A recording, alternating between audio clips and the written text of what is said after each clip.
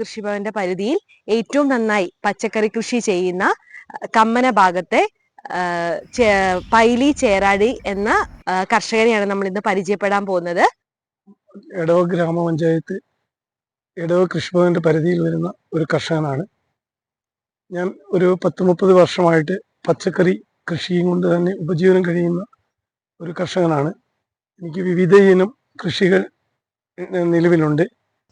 അതിൽ കോവല്, പടവലം, പയറ്, ചീനി, കാബേജ്, കോളിഫ്ലവർ, കസ്, ഇഞ്ചി, ചേന, വാഴ, കപ്പ, അങ്ങനെ ഒത്തിരി വിളകൾ കൃഷി ചെയ്ത് വരികയാണ്. നമുക്ക് നേരിട്ട് കടയിലേക്ക് വിൽക്കുന്നതാണോ അല്ലെങ്കിൽ എങ്ങനത്തെ മാർക്കറ്റിംഗ് രീതിയാണ് പൈലിച്ചേട്ടൻ ചെയ്യുന്നത്? എൻ്റെ മാർക്കറ്റിംഗ് എന്ന് പറഞ്ഞു കഴിഞ്ഞാൽ എനിക്ക് ഏകദേശം ഒരു 500 വീടുകളും പിന്നെ മെസ്സുകളും മാനന്തവാടിയിലുള്ള മെസ്സുകളും ഹോട്ടലുകളും ക്വാർട്ടേഴ്സുകളിലുമായിട്ടാണ് ഞാൻ വിപണനം ചെയ്യുന്നത്. എനിക്ക് ഈ കൃഷിയിൽ നിന്ന് നല്ല വരുമാനമുണ്ട്.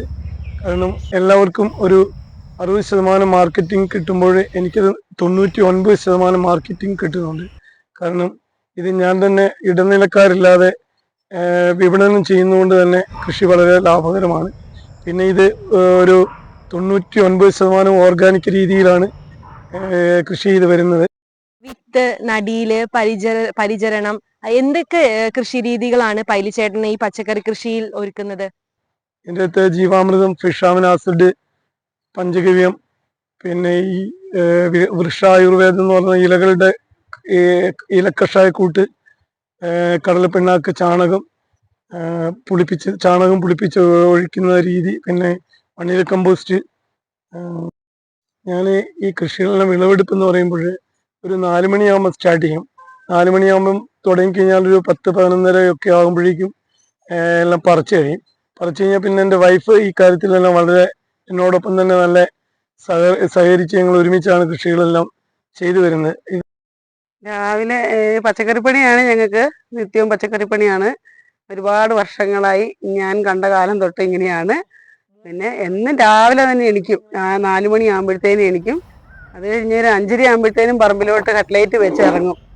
പിന്നെ ഒരു 5:45 ആകുമ്പോഴത്തേനും ഞാൻ എണിക്കത്തുള്ളൂ.